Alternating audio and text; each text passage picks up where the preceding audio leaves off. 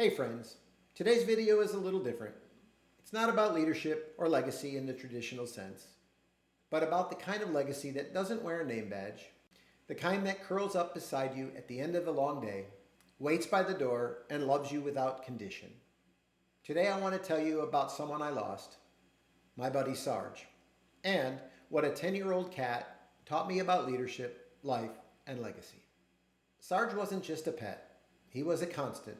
A steady companion through some of the toughest chapters in my life. And in telling his story, I want to talk about something I don't think we talk about enough. How our professional and personal lives aren't in two separate lanes. In fact, more often than not, they intersect into each other. They always have. As such, if we want to lead people, especially during hard times, we've got to acknowledge the whole person in front of us. I beg your indulgence while I tell you a little about Sarge. When I adopted him, he was already 10, an older cat everyone else had passed by. It seemed most were too busy chasing kittens and were more enamored with the energy they brought. Seemingly too busy to notice the quiet strength sitting in the corner cage. There was something about Sarge that drew me in. He wasn't flashy or playful. He wasn't eager, but rather he was stoic. He struck me as experienced. His personality was reflective of someone who would be there through good times, but also during the challenging times. Simply what I saw in Sarge was a cat who was present, composed, self-assured, but on his terms. Sarge made it clear from day one, this was his house. We were just lucky enough to share it with him. He let you love him, but never demanded it. He showed up for you in the hard times and didn't crave the spotlight. Over time, he became a constant during times where everything else felt unsteady and uncertain. For instance, Sarge was there when I was battling COVID. He was there in moments of heartbreak, broken bones, and frustration, quietly offering presence over performance. He never needed me to be strong or strategic or even successful. He just showed up and accepted me as I was, and he was always there by my side. So on his final day, when he slipped out the door unnoticed, he came back. Why? Because he knew where he belonged. Because legacy always returns home. That's when it hit me.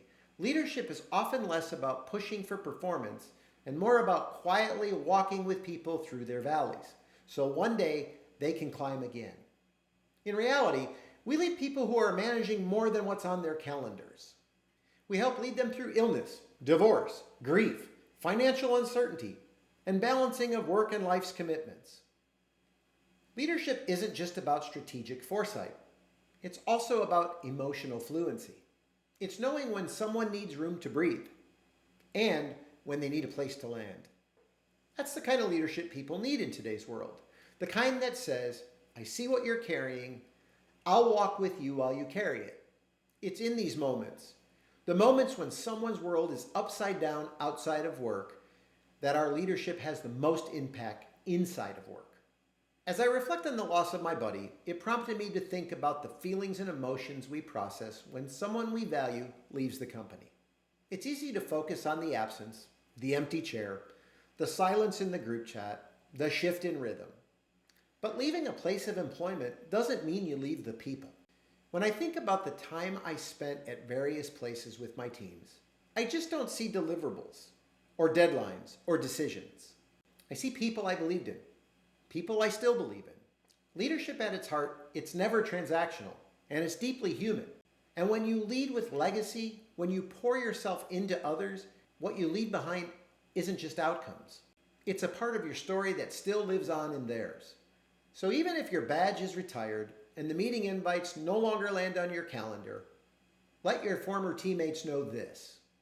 I may be gone from the office, but I'm not gone from your story, and I'm still there to support you on your journey. I'm still rooting for your growth, still cheering you for your wins, still here to support, uplift, and walk alongside you, even from beyond the walls. Because real leaders don't just lead teams. They leave fingerprints on hearts, habits, and souls. Sarge never demanded, he just showed up when it mattered.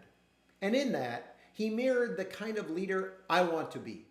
One who helps others feel seen when their world is upside down, so they can stand stronger when it's right side up again. I'm Rob.